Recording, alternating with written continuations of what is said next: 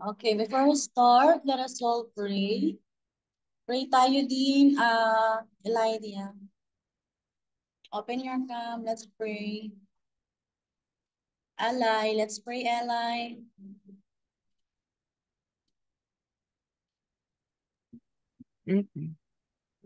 Dear God, we thank you for this day. We thank you for matters for today. Please help us listen to me and that us in wisdom and knowledge.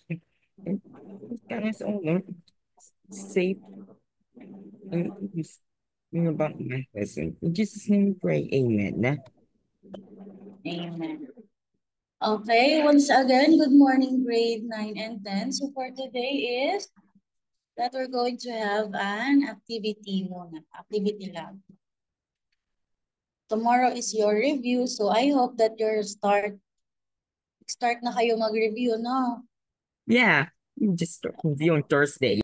Ang key points to review is na-send na sa GC. So, sino wala pang reviewer? Ang itetest natin, it's about harmonic sequence. And then, geometry. Geometric sequence. Harmonic geometric Wala sequence. siyang geometric series. Geometric series, no? Yung sigma notation, no? Yung sum ng numbers. Yung sum, tandaan niyo pa yon yung isang formula, yung may S. Sigma. Yung sum ng numbers, for example, sum ng 1 to 20, sum ng 1 to 100. Okay, bukas, i-release natin lahat ng formula na gagamitin nyo. Pero yun yung announce ko lang na hindi kasama yung geometric series since hindi natin siya natalakay. Okay po? So now, I want you to get your NB1. NB1 po. Okay po, check ko niyo yung ibang.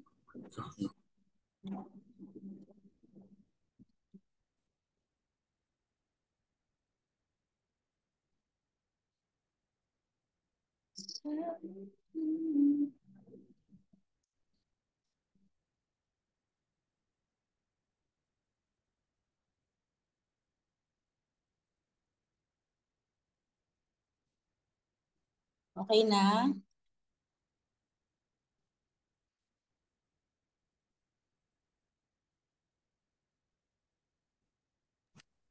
Teacher, bakit NB1? Akala ko NB3. Sa NB1 muna natin.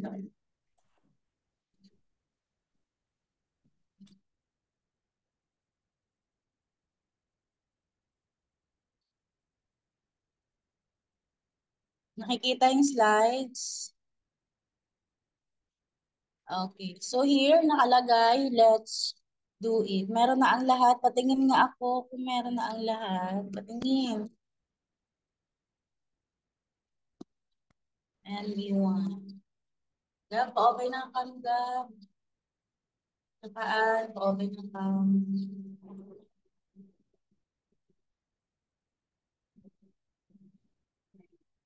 Okay na. Teacher, ito po. See, ayan. Nakikita yung nasa cam. These are the biblical numbers that we can see in the Bible. Ito yung mga significant number. Kung natatandaan nyo yung sinabi ko sa inyo nung before tayo mag-cancel ng pasok last week, yung significant number, tandaan nyo? Ayan. Ito yung mga biblical numbers sa Bible. Ayan. Kung saan po, these all numbers have meanings. Yan, may mga meaning siya sa Bible. For example, the number 7. The number 7 is how many days the Lord created the langit at lupa. Tama ba? Yeah, the universe. The universe, 7. That's the meaning of 7. Okay? So lahat ng numbers din ay mayroong meaning. So ano ang gagawin natin? Bakit meron tayong biblical numbers? And as you can see, noong unang panahon pa lang is importante na talaga yung numbers. Ayan. So dapat hindi natin i-disregard po yung Mathematics. Kasi mathematics is everything. Ayan, tandaan niyo yun ha. Mathematics is everything. Kung walang mathematics, wala po tayong mga bagay-bagay. For example, ang mga bahay, di ba? We need mathematics to create a house. We need mathematics to make a food. Tama ba? Tama ba? So, mathematics is very important. That's why is pag-aaralan natin mabuti ang mathematics. So here's, as I said, this is the biblical number. From this number, yeah, we're going to write a two sequence. Mag-write po tayo ng two sequence with 3 or more terms using the significant Bible number. It's either geometric or arithmetic. Kahit alin po dun sa dalawa, basta maka-create kayo ng dalawang sequence gamit yung mga numbers sa biblical. Doon sa numbers from the Bible. And also, you're going to find the meaning of each number. So for now, sa ngayong 30 minutes natin, ang gagawin niyo muna is yung two sequence from the Bible numbers. Naintindihan po? Okay, naintindihan. Magbigay tayo ng example. And also, kapag nakapag-create na kayo ng inyong two sequence, you're going to find the meaning of the number. Hanapin niyo yung meaning ng number. You can, number, you can use Google. Meron siya sa Google. Okay po? And then, pagpasok nyo, is ira-write nyo muna siya sa 1/4 size of index card with your name. And then, pagpasok nyo on, hindi ko alam kung online class bukas, basta pagpasok nyo next week, is dala nyo na yung index card with your two sequence and then yung meaning niya. Yes, Kevin? Pero wala pa akong index card na 1/4. Index card. Alam na lang. Isulat niyo siya sa papel na meron kayo dyan sa inyong bahay. Make it beautiful. Okay? Graded po yan ha. Make it beautiful. Kayo nang bahalang mag-design kung anong gusto niyo. Basta, pag nagkita po tayo is meron kayong mapasa sa amin. Kahit saan nyo siya isulat. Kahit sa notebook or lagyan nyo na lang Teacher, ng design. question po. Homework ba to? Ang homework dyan is yung meaning ng number. So ngayon ay mag-create tayo ng sequence. Mag-create kayo ng sequence. May tanong pa? Wala na. Wala na. Ulitin ko ha. So ngayon po, gagawa tayo ng dalawang sequence gamit yung Bible numbers. Okay? Alin man sa geometric or arithmetic. After that, Teacher, question po. Anong gagawin na palang sequence? ang sequence na gagawin nyo, it's either geometric or arithmetic. Bigay tayo ng example. Bigay tayo ng sequence.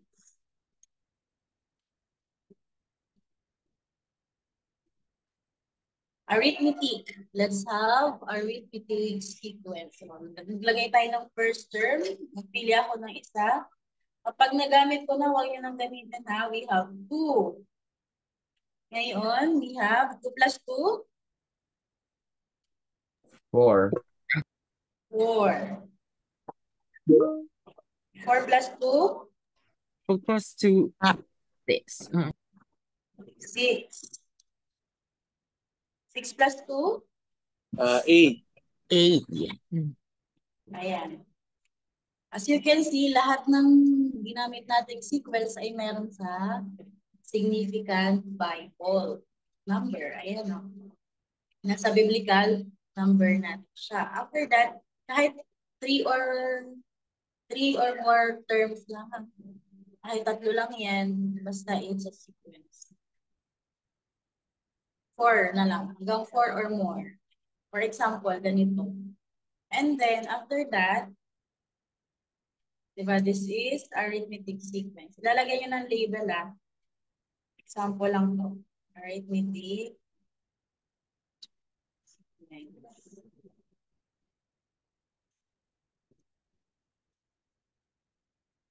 Tapos ngayon, after that, yung ilalagay nyo kung ano yung meaning. Ayan. It says, for example, into ho. And then for love. Parang ganyan. Meron yan sa Google. Naintindihan po? Ayan. Dalawang sequence lang ang gagawin. Okay. So now, alin man sa geometric or arithmetic. So now, create muna kayo ng sequence and then shading tayo. Let's start. Pwede na kayo mag-start po. So, anong gagawin namin ulit? Ang gagawin niyo po is mag-create tayo ng sequence using the Biblical numbers. ano? Biblical numbers, right? Using these biblical numbers. Magpipili kayo ng numbers dito na pwedeng gamitin, meron siyang sequence, meron siyang difference or ratio. Intindihan? May tanong pa? Ayan na, madami dito. Meron ditong arithmetic sequence, merong geometric. Sure, pwede kahit anong sequence.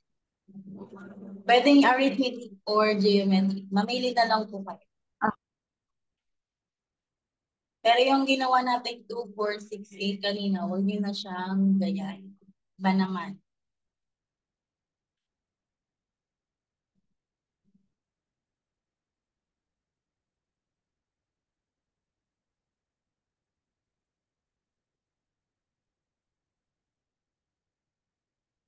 Ano siya gawin ulit?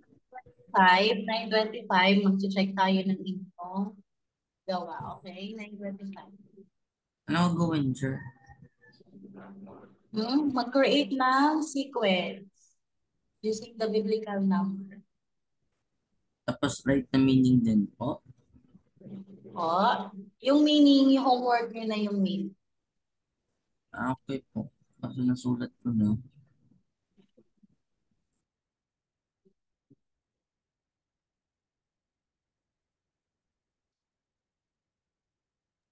Sa notebook number 1, sure, is sulat. Opo.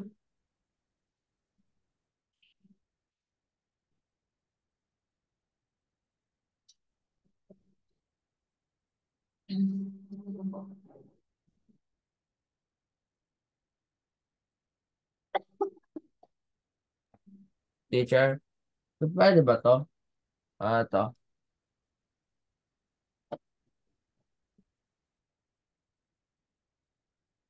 Three plus, 3 plus 3 equals 6. 3 plus 6 equals 9. 3 plus 9 equals 12. Pwede ba yan? Opo, pwede po yun. May isa ka na din. Kung ano Isa isa pa. pwede? Lagyan mo ng label kung ano yan arithmetic ba yan or geometric.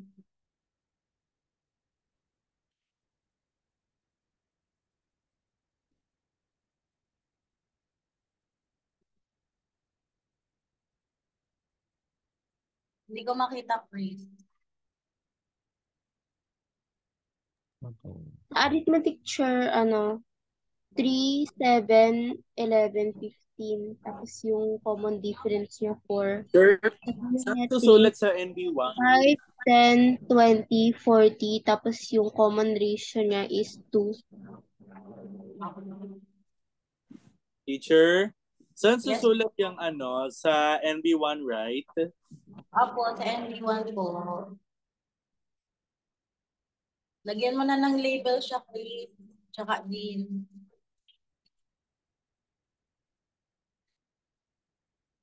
Teacher, nalilito lang ako ng label po. Ilalagay ko, sure, arithmetic, tas geometric.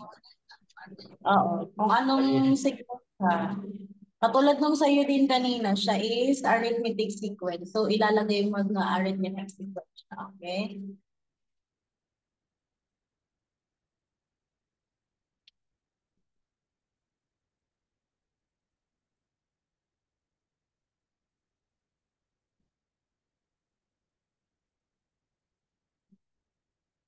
Sure, kailangan ba magkaiba or pwedeng parehas arithmetic? Kapag nabanggit na po ng classmate nyo, iba naman.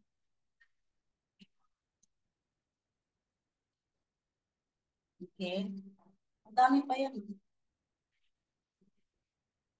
Sir, pwede lahat geometric sequence or kailangan mag-add ng isang arithmetic sequence? Kung ano pong gusto mo po, basta sequence po. Okay. Sure, so okay lang kahit both, parehas silang arithmetic. Okay lang po na parehas silang geometric, okay lang din kung parehas silang okay lang din po kung isang arithmetic or geometric.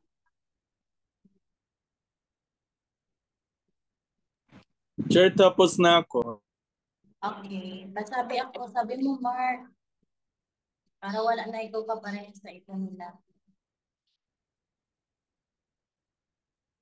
Nire-write mo? Oo, Chair na po. sequence.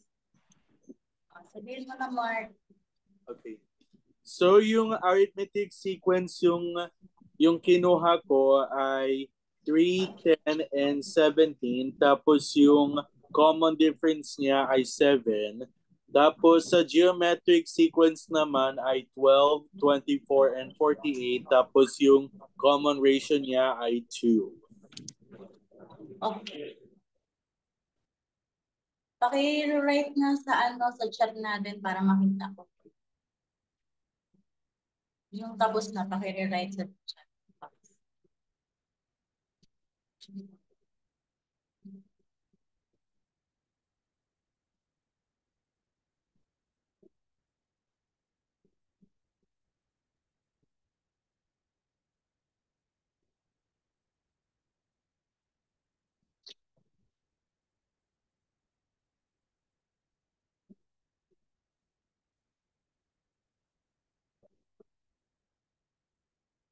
Nagigets ko ang gagawin, kasunod,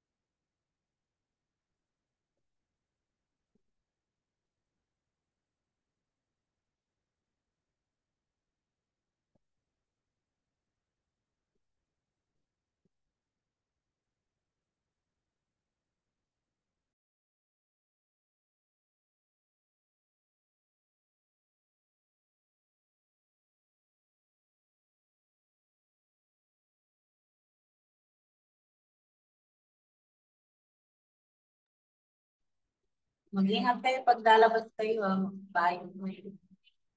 Naulan. Naulan sa inyo. Maulan ba dyan sa inyo? Sa akin hindi masyado, umaaraw Teacher, po. tumigil na po. Kaninang yung lalabas pa lang ako po, teacher.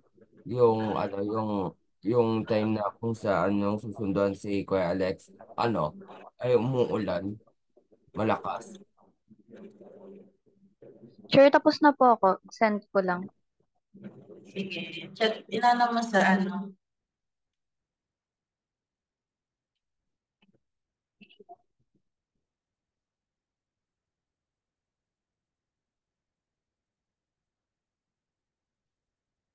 How about you, Ann? Nakakasunod? Alay? Nakakasunod, Alay? Kamusta ikaw, Ella? May sequence ka na?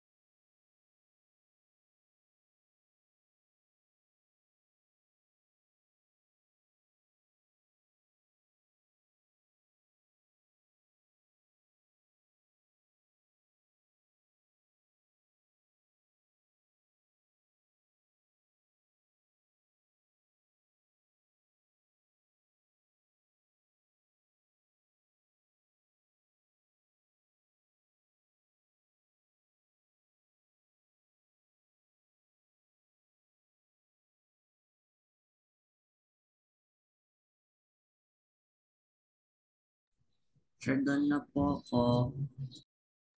Sure, na-send na po yung sa akin. Okay.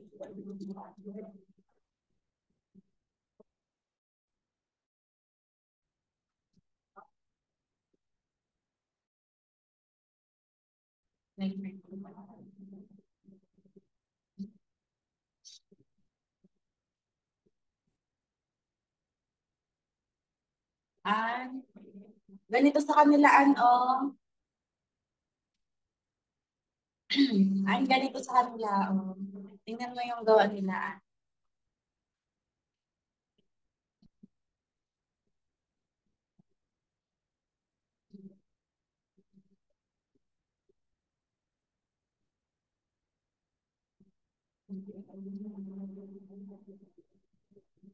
Ano to, Kevin, ano to? Geometric to? Okay. Geometric sequence po, sir. Meron lahat to meron ba nito sa sa biblical number?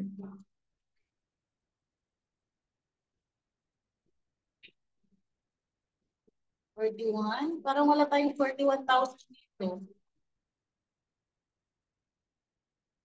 Sir, pati ba common ratio? Okay po, sir. Send ko po yung common ratio Teacher, dito. saan ko po ang number ko po? Wait lang, restart ko po Send yung ano. din, yung gawa mo din, send natin, chat box so I can see. Okay. Kevin, katulad nung sa kanila po. Oh.